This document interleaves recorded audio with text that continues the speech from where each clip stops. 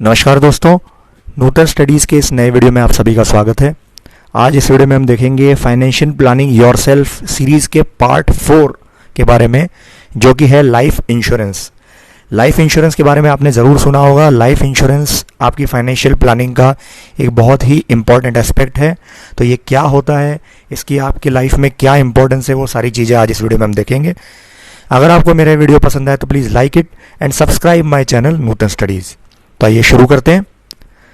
जैसा कि नाम से ही पता चल रहा है लाइफ इंश्योरेंस, तो उस चीज़ के बारे में बात करने से पहले मैं ये पूछना चाहता हूँ आपसे कि क्या किसी अनहोनी की वजह से अगर आप कल को ना हो तो क्या आपने अपने आप को कवर किया हुआ है, और अगर आपने कवर किया हुआ है तो क्या आपने अपने आप को टर्म इंश्योरेंस से कवर किया हुआ है या ट्रेडिशनल इंश्योरेंस पॉलिसीज है आपके पास में। ये बहुत ही इंपॉर्टेंट क्वेश्चन है। आजकल के टाइम में आपको अपने आप को टर्म इंश्योरेंस से ज़रूर कवर कर लेना चाहिए। अगर भगवान न करे अगर आप ना रहे तो आपकी फैमिली फ्यूचर में किसी भी कंडीशन से निपटने के लिए सक्षम रहे, उसके लिए ज़रूरी है कि आप अपने आप को कवर करके रखें और टर्म इंश्योरेंस से कवर करके रखें। तो ये क्या चीज़ है, जनरली इसमें कोई डाउट नहीं है कि हर जने को अपनी फैमिली प्यारीज होती हैं, लेकिन अगर उनको कभी बात करें कि भाई लाइफ इंश्योरेंस खरीद लो, आप किसी को बोलें कि भाई लाइफ इंश्योरेंस खरीद ले, तो बड़ा अजीब सा लगता है, बहुत ही उससे नफरत करते हैं लोग, लेकिन फैमिली से प्यार करते हैं, ज़रूरी है। तो ये कैसा अजीब सा एक रिएक्शन है कि आप अपनी फैमिलीज़ को तो प्यार करते हैं लेकिन लाइफ इंश्योरेंस खरीदना नहीं चाहते। लाइफ इंश्योरेंस जो है, जैसा मैंने बताया कि इस वक्त के टाइम पे अब आपको टर्म इंश्योरेंस ही कंसीडर करना चाहिए और ट्रेडिशनल लाइफ इंश्योरेंस को नहीं देखना चाहिए। ऐसा क्यों? क्योंकि ट्रेडिशनल लाइफ इंश्योरेंस की जो फीचर होते हैं उसमें वो इंश्योरेंस और साथ ही साथ इन्वेस्टमेंट को कंबाइन करते हैं। मतलब आप जो भी पैसा उसमें प्रीमियम के तौर पे देते हैं उसमें से थोड़ा कम, काफ़ी कम पैसा जो है वो इंश्योरेंस में लगाया जाता है और बाकी सारा का पैसा जो है वो इन्वेस्टमेंट में आपका इन्वेस्ट किया जाता है पैसा। तो इस वजह से जो इंश्योरेंस का कवर है वो उसमें काफ़ी कम मिलता है, लेकिन टर्म इंश्योरेंस में आपके पास काफ़ी ज़्यादा कवर रहता है। बात करें तो ट्रेडिशनल लाइफ इंश्योरेंस पॉलिसीज़ क्यों थी? देखिए, पहले के टाइम पे ट्रेडिशनल लाइफ इंश्योरेंस की पॉलिसीज़ अवेलेबल हुआ करती थी और साथ ही साथ उस वक्त लोग जॉइंट फैमिलीज़ में रहते थे, तो कल को अगर कोई पर्सन ना रहे तो उनके परिवार की देखरेख करने वाले और पर्सन भी उस फैमिलीज़ में मिल जाते थे। तो आजकल के टाइम में ऐसी बात नहीं है, एक तो न्यूक्लियर फैमिलीज़ हो गई हैं और साथ ही साथ जो ट्रेडिशनल पॉलिसीज़ हैं उनका कल्चर ख़त्म होता जा रहा है, क्योंकि इसमें जो इंश्योरेंस कवर होता है वो काफ़ी कम होता है। तो ये बेसिक चीज़ें हैं।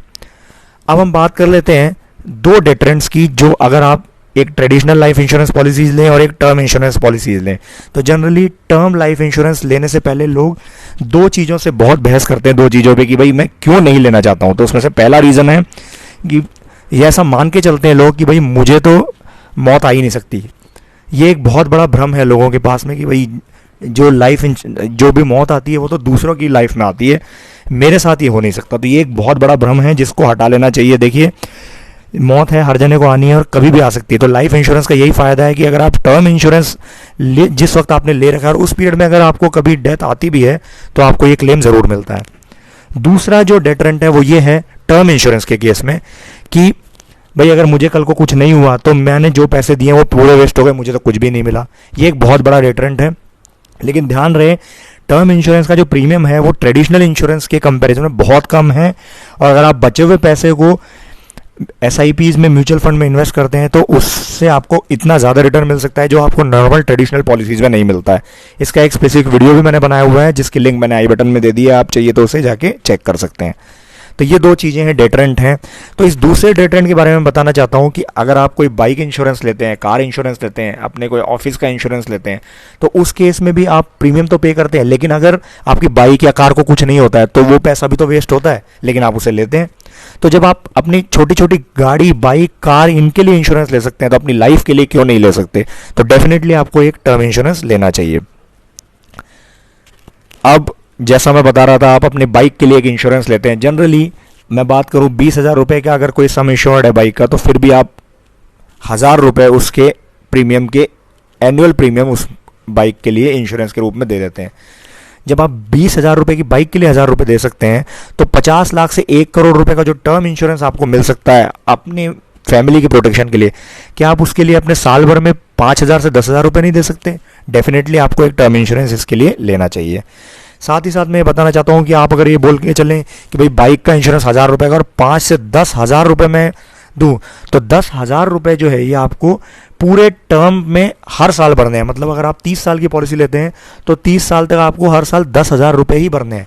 तो अगर आज के टाइम में अगर आप देखें 10,000 रुपये हैं तो उसकी वैल्यू आपको ज़्यादा लग सकती है, लेकिन आने वाले 30 साल बाद भी आपको अगर 10,000 रुपये ही भरने हैं तो उसकी वैल्यू काफ़ी कम होगी। ये एक बहुत ही इंपॉर्टेंट पॉइंट है जो टर्म इंश्योरेंस लेते वक्त आपको ध्यान में रखना चाहिए। अब हम बात कर लेते हैं कि क्या क्या फीचर्स होते हैं टर्म इंश्योरेंस के। पहली बात है कि इसको आप ऑफलाइन भी ले सकते हैं और ऑनलाइन भी इसको परचेज किया जा सकता है। ऑनलाइन अगर आप प्लान्स लेते हैं तो ये ऑफलाइन के कंपैरिजन में काफ़ी सस्ते होते हैं। साथ ही साथ ये जो प्रीमियम इसमें जो आपके पास आता है that depends on your age. जितनी कम आपकी एज होगी उतना आपका इंश्योरेंस का प्रीमियम कम लगेगा। साथ ही साथ ये जो प्रीमियम है इसके पास आपके पास सुविधा होती है कि आप इसे एनुअली पे कर सकते हैं, क्वार्टरली पे कर सकते हैं या मंथली पे कर सकते हैं। Generally traditional life insurance policies में भी ऐसा ही रहता है। साथ ही साथ प्रीमियम जो है वो ट्रेडिशनल लाइफ इंश्योरेंस के कंपैरिजन में बहुत ज़्यादा हाई होता है। Generally traditional life insurance policies अगर आपने LICs की ली होंगी तो 5 से 10 लाख रुपए की होती हैं, लेकिन term plan generally 50 lakh, 1 crore, 2 crore इतने का तो लोग लेते ही हैं जनरली आजकल। और साथ ही साथ एक और सुविधा आपके पास टर्म इंश्योरेंस के टाइम पे है कि आप जब चाहिए तब इस पॉलिसीज़ को डिसकंटिन्यू कर सकते हैं। ज़रूरी नहीं है कि अब आपको लगता है कि भाई मैं इतने साल ही पेमेंट करना चाहता हूँ, अब आगे मुझे नहीं ज़रूरत है, कोई ज़रूरत नहीं लग रही मुझे, अगर कल को मुझे कुछ हो भी जाता है तो मेरी फैमिली चल सकती है उससे, तो उस केस में आप अपनी पॉलिसी को कभी भी डिसकंटिन्यू कर सकते हैं। तो अब आपको टर्म लाइफ इंश्योरेंस कितना लेना चाहिए उसकी बात कर लेते हैं। जनरली एक आइडिया लिया गया है कि आपका जितना भी मंथली एक्सपेंसेस है, अगर 25,000 रुपये है तो 25,000 को आप 300 से मल्टीप्लाई करें, प्लस आपकी कोई भी लाइबिलिटीज़ होंगी, जैसे अगर आपका कोई होम लोन है, कार लोन है, उसको आप ऐड कर लें, और अगर आपके जो बच्चे हैं उनके आपके कोई फाइनेंशियल गोल्स हैं उनको ऐड कर लें। इन तीनों को चीज़ों को मिलाने के बाद जो आपकी वैल्यू निकल के आती है उतना आपको इंश्योरेंस लेना होता है। ये एक बेसिक आइडिया है मंथली एक्सपेंसेस का 300 गुना प्लस लाइबिलिटीज़ एंड गोल्स। इसके अलावा एक स्ट्रेटेजी के रूप में मैं ये बताना चाहता हूँ कि आपको जनरली 2 कंपनीज के टर्म प्लान्स लेने चाहिए। जनरली अगर आप 1 करोड़ का टर्म प्लान लेना चाह रहे हैं तो आपको 50-50 लाख के 2 टर्म प्लान लेने चाहिए 2 अलग अलग कंपनीज से। इसके क्या फ़ायदे हैं? 2 फ़ायदे हैं। पहली बात तो 2 अलग अलग कंपनीज के प्लान लेंगे आप तो दोनों के क्लेम सेटलमेंट रेशियो अलग अलग रहेंगे, और उसकी वजह से अगर आपको सपोज कीजिए कोई एक कंपनी क्लेम को आपके रिजेक्ट भी करती है तो भी दूसरे कंपनी का क्लेम मिलने में आपके पास ज़्यादा ऑप्शंस रहेंगे, तो ये एक फ़ायदा रहेगा।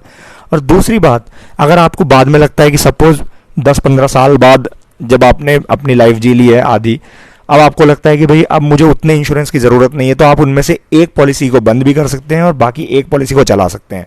तो ये आपको बेनिफिट रहेगा। अगर आप एक ही पॉलिसी लेते हैं तो आप या तो उसको बंद करेंगे या उसको चालू रखेंगे, तो पूरा प्रीमियम देना पड़ेगा।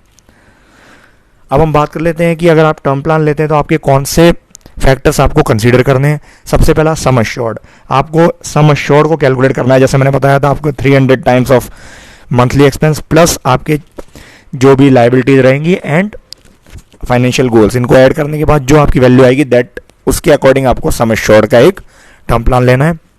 दूसरा, कितने साल के लिए आपको टर्म प्लान लेना है ये भी आपको पता होना चाहिए। जनरली जब तक आप वर्क कर रहे हैं तब तक की पॉलिसी टेन्योर आपको लेना चाहिए, उसके ऊपर आप अगर लेंगे तो वो कोई बेनिफिट आपको नहीं देगा। साथ ही साथ अगर आप अलग अलग कंपनीज के प्रीमियम्स को देखेंगे तो आपको क्लेम सेटलमेंट्स को भी देखना चाहिए कंपनी के। जिसका क्लेम सेटलमेंट रेशो ज़्यादा रहेगा उनकी पॉलिसी को आपको कंसिडर करना चाहिए। इसके अलावा इंश्योरेंस राइडर्स भी आते हैं इन पॉलिसीज टर्म प्लान्स के साथ में। उसमें क्या होता है कि जैसे एक्सीडेंटल डेथ बेनिफिट हो गया, क्रिटिकल इलनेस हो गया, इस तरह के राइडर्स भी रहते हैं। अगर आप इनको एडिशनल लेना चाहें तो वो भी आप इसको ले सकते हैं। अब हम बात कर लेते हैं कि क्या क्या फ़ायदे हैं इसके टर्म इंश्योरेंस के। तो पहला मैंने फ़ायदा बताया, सिंप्लिसिटी है, आपको जाके कुछ नहीं करना है, नॉर्मल प्रीमियम पे करें और आपको एक ढेर सारे बेनिफिट का सम एश्योर्ड का एक टर्म प्लान मिल जाएगा। फिर बात कर लेते हैं हम, इसका जो प्रीमियम है ट्रेडिशनल लाइफ इंश्योरेंस के कंपैरिजन में काफ़ी कम होता है। जैसा मैंने बताया, अगर आप 1 करोड़ के टर्म प्लान की मैं बात करने जाऊं तो अगर आप 30-35 साल के आसपास है तो आपको 8-8.5 हज़ार से ज़्यादा का टर्म प्लान नहीं पड़ेगा। उसके बाद राइडर्स अवेलेबल है, जैसा मैंने बताया क्रिटिकल इलनेस हो गया, एक्सीडेंटल डेथ बेनिफिट हो गया, ये सारे राइडर्स भी इसमें अवेलेबल हैं। और एक और बेनिफिट है कि इसको आप टैक्स बेनिफिट में, जैसा आप नॉर्मल लाइफ इंश्योरेंस की प्रीमियम्स को जो प्रीमियम्स थे उसमें ATC का बेनिफिट लेते थे, उसी तरह इसमें भी आपको टैक्स बेनिफिट मिल जाता है। तो ये कुछ चीज़ें हैं जो आपको ध्यान में रखनी चाहिए। मैं आशा करता हूँ कि मेरा ये वीडियो आप सभी को पसंद आया होगा। अगर आपको मेरा ये वीडियो पसंद आया तो please like it, share it and subscribe my channel Nutan studies. Thank you.